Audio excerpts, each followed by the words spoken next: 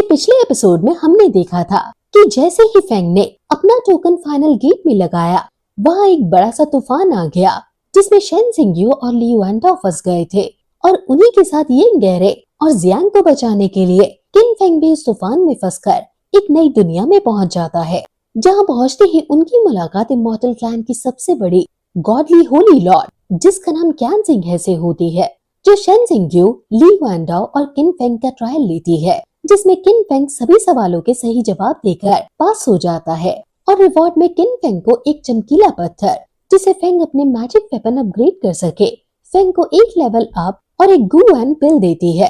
इसके बाद किन फेंग अब एक और नई दुनिया में पहुंच जाता है जहां बहुत से सैनिक आपस में तलवारबाजी कर रहे थे। ये दुनिया एक युद्ध क्षेत्र जैसी है। इस मैदान में एक तरफ आग है और एक तरफ बर्फ। फेंग के नॉर्मल कपड़े बदलकर एक आर्मर के हो जाते हैं और यहाँ फेंग को अब ज्यादा से ज्यादा लोगों को मारना है। फेंग अपने कपड़ों को देखकर समझ जाता है कि उसे यहाँ पर युद्ध करना है। तभी पीछे से एक सैनिक आकर फेंग के ऊपर अपनी तलवार से अटैक करने लगता है।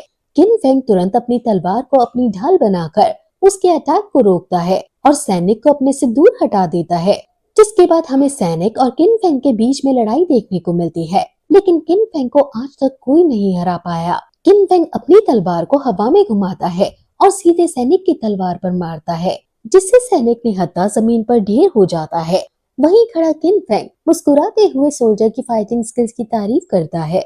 असल में किन फेंग ने यहाँ अब किन फेंग की पास का ट्रायल लेने के लिए ये मैदान सजाया है, जिसके बाद हमें बहुत सारे सैनिक तेजी से किन फेंग की तरफ बढ़ते हुए दिखाई देते हैं। किन फेंग उन्हें देखकर थोड़ा परेशान हो जाता है और पीछे होने की कोशिश करता है, लेकिन किन फेंग ज्यादा पीछे नहीं हट पाता है क्योंकि वहाँ एक इनविजिबल वॉल है जो उसे ऐसा करने से रोक रही है, जिसका मतलब है कि किन फेंग के पास अब बचने का कोई भी तरीका नहीं है। उसे अब इन सैनिकों से लड़ना ही होगा। तभी हम वहाँ एक रथ जिसको दो घोड़े चला रहे हैं और इस रथ के पहियों से आग की ज्वाला निकल रही है बहुत ही तेजी से, सभी लोगों को कुचलते हुए आगे बढ़ रहा है। इस रथ पर ली युआनडाओ सवार है जो यहाँ रथ पर आ रहा है। आते ही ली युआनडाओ एक सोल्जर पर अटैक कर देता है, जिससे वो सोल्जर वहीं गिर जाता है। ली युआनडाओ आते ही किन फेंग से कहने लगता है कि तुम तो बस एक सैनिक की तरह हो, ये ट्रायल बस एक प्रिंस को देना चाहिए। ली युआनडाओ यहाँ खुद की बात कर रहा है और ऐसा कहते ही ली युआनडाओ वहाँ से अपना रथ लेकर निकल जाता है। फेंग ली युआनडाओ को देखकर शेन जिंगयू के बारे में सोचने लगता है कि वो कहाँ है। तभी आसमान से एंट्री होती है शेन जिंगयू की। शेन भी आकर फेंग को चिढ़ाने लगती है, लेकिन किन फेंग पर ली युआनडाओ और शेन जिंगयू की बातों का कोई असर नहीं होता है। फेंग तुरंत ही मुड़कर वहाँ से जाने लगता है। किन फेंग को इस तरह देखकर शेन जिंगयू को बहुत गुस्सा आता है और वो तुरंत ही अपने वेपन से किन फेंग को अपनी तरफ खींच लेती है और किन फेंग की पीठ पर अपना पैर रख देती है, जिसके बाद शेन जिंगयू फेंग को ताने मारने लगती है और फेंग से सिर्फ शेन जिंगयू का वेपन संभालने का और उसकी गन का स्टैंड बनने के लिए कहती है, जिसके बाद शेन जिंगयू निर्दयी होकर किन फेंग की पीठ पर अपने पैर को दबाने में लग जाती है और अपनी गन से निशाना लगाने की कोशिश करती है। फेंग यहाँ कुछ भी नहीं कर पा रहा है, वो बस चुपचाप शेन जिंगयू की हरकतों को देख रहा है और उसकी बकवास सुन रहा है। तभी शेन जिंगयू वहाँ से चली जाती है और किन फेंग उठकर खड़ा हो जाता है, जिसके बाद किन फेंग खुद से ही बात करते हुए कहता है कि मैं तुम्हें अभी बताता हूँ एक वेपन स्टैंड क्या होता है। और उसी के साथ किन फेंग तेजी से दौड़ने लगता है। फेंग दौड़ता हुआ आग की पहाड़ी से बर्फ में कूद जाता है जहाँ पहले से कुछ सैनिक तैयार खड़े थे और किन फेंग भी वहाँ पहुंचकर बिना समय गवाए सीधे उनसे लड़ना शुरू कर देता है। तभी फेंग एक सैनिक के सर में अपनी तलवार को घोंप देता है, जिसके बाद पीछे से एक और सैनिक व्हाइट हॉर्स पर बैठकर फेंग की तरफ आगे बढ़ने लगता है और अटैक कर देता है, लेकिन किसी तरह फेंग खुद को बचा लेता है। जिसके बाद एंट्री होती है एक जायंट ब्लैक एलिफेंट की। अब एक तरफ से ब्लैक एलिफेंट और एक तरफ से हॉर्स फेंग की तरफ आने लगते हैं। फेंग तुरंत हट जाता है, जिससे एलिफेंट और हॉर्स के बीच में टक्कर हो जाती है, जिससे हॉर्स और उस पर सवार सैनिक दूर गिर जाते हैं। जिसके बाद फेंग और एलिफेंट के बीच टक्कर की लड़ाई शुरू हो जाती है। फेंग एलिफेंट पर अटैक करने लगता है और उसके सर पर चढ़ जाता है और उसके सर में अपनी तलवार से अटैक करने लगता है, जिससे एलिफेंट वहीं पर खत्म हो जाता है। अब फेंग वापस जमीन पर आकर सामने सैनिकों की तरफ देखकर उन्हें ललकारते हुए किले की तरफ आगे जाने लगता है, जिससे बहुत से सैनिक फेंग की तरफ बढ़ने लगते हैं। फेंग अपनी तलवारबाजी की स्किल्स को दिखाते हुए एक एक करके सैनिकों को मारने में लगा हुआ है। जिसके बाद लियो एंड डाओ रथ पर बैठकर और शेन जिंगयू भी वहाँ आ जाता है। किंग फेंग को वहाँ देखकर वो दोनों भी उससे लड़ने के लिए कूद पड़ते हैं, लेकिन फेंग भी सिर्फ किले की तरफ आगे बढ़ते जा रहा है। बीच बीच में आते हुए हर किसी एनिमी को हटाता हुआ फेंग आगे बढ़ रहा है। वहीं सामने खड़े जैसे ही दो सैनिक फेंग पर अटैक करते हैं, फेंग हट जाता है, जिससे दोनों सैनिक का अटैक लियो एंड डाओ और शेन जिंगयू को लग जाता है और फेंग गेट तक पहुंच जाता है। वहीं ऊपर खड़ा सैनिक का लीडर ये सब देख रहा होता है और फेंग के पास आते ही लीडर सैनिक अपना वेपन सीधे जमीन में दे देता है और अपनी एनर्जीज को बढ़ाकर नीचे फेंग के ऊपर कूद पड़ता है, लेकिन फेंग खुद को बचा लेता है और पीछे हट जाता है। जिसके बाद लीडर सैनिक और फेंग के बीच टक्कर की लड़ाई होने लगती है।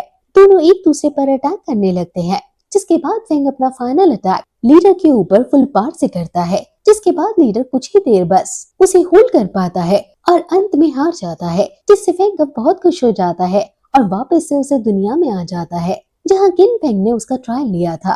फेंग के कपड़े भी अब वापस नॉर्मल हो जाते हैं। फेंग वहाँ खड़ा है, तभी सामने से किन फेंग आ जाती है। साथ ही वहाँ लियो एंड डाओ और शेन जिंगयू भी पहुंच जाती है।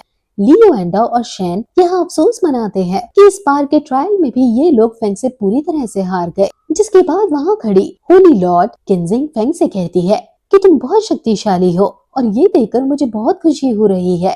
साथ ही होली लॉर्ड किन फेंग अपना इनहेरिटेंस किन फेंग को देने की बात करती है, लेकिन होली लॉर्ड किनजिंग अपनी बात पूरी कर पाए उससे पहले ही शेन जिंगयू बीच में आकर किनजिंग को टोककर उसके पैरों में बैठ जाती है। शेन जिंगयू यहाँ किनजिंग के पैर पकड़कर रोने लगती है और भीख मांगने लगती है। शेन जिंगयू किनजिंग से कहती है कि मैंने बहुत मेहनत करी है यहाँ तक पहुँचने में, मेरी एनर्जी बहुत ज्यादा है इन दोनों से। साथ ही शेन जिंगयू किनजिंग को औरत होने की दुहाई देने लगती है। किनजिंग ये सब सुन रही है और बहुत ही दयालुता से शेन जिंगयू की तरफ देख रही है, लेकिन शेन जिंगयू अभी भी किनजिंग के पैरों में बैठी भीख मांग रही है। शेन कहती है कि आपको तो पता ही है कि औरतों को प्रैक्टिस करने में आदमियों से ज्यादा दिक्कतें आती हैं। और ये सब सुनकर भी किनजिंग जब शेन जिंगयू को नहीं रोकती तो दूर खड़ी लियो एंड डाओ हैरान रह जाती है कि क्या सच में ये सब भी किया जा सकता है। किन फेंग भी वहाँ खड़ा सब कुछ सुन रहा था और बस मन ही मन सोच रहा है कि आगे क्या होगा, लेकिन किन फेंग के माथे पर जरा भी टेंशन की लकीरें नहीं है।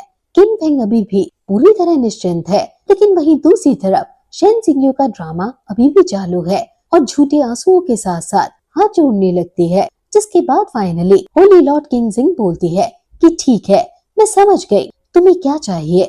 और ऐसा कहते ही किनजिंग कुछ मैजिक करती है और शेन के माथे पर उंगली रखकर उसे एक अपॉर्चुनिटी देती है, लेकिन शर्त है कि शेन जिंगयू को सिर्फ अच्छे काम करने हैं अब। जिसे सुनकर फेंग को मन ही मन हंसी आ जाती है, क्योंकि शेन जिंगयू से अच्छे कामों की उम्मीद करना बिल्कुल ही व्यर्थ है। शेन जिंगयू तभी जोर से पटक पटक कर होली लॉर्ड का धन्यवाद करने लगती है। जिसके बाद होली लॉर्ड दरवाजा खोल देता है और लियो एंड डाओ और शेन जिंगयू को यहाँ से निकाल देती है और फेंग अभी भी पीछे उसी दुनिया में अकेला रह जाता है। फेंग अब होली लॉर्ड से बातें करने लगता है, जिसमें किन फेंग कहता है और होली लॉर्ड के सामने अपनी रियल आइडेंटिटी जो किन फेंग की रियल सोल उसकी बॉडी में है उसे होली लॉर्ड के सामने रिवील कर देता है। होली लॉर्ड उसे देखकर बहुत ही हैरान रह जाती है और इसी के साथ ये एपिसोड यहीं खत्म हो जाता है। अगला एपिसोड जल्द ही हमारे चैनल पर अपलोड होगा। तब तक के लिए बाय। डिस्क्लेमर, ये वीडियो मेरी नहीं है, एंटरटेनमेंट के लिए बनाई जा रही है। जिस यूट्यूबर की उस यूट्यूबर का लिंक डिस्क्रिप्शन में मिल जाएगा।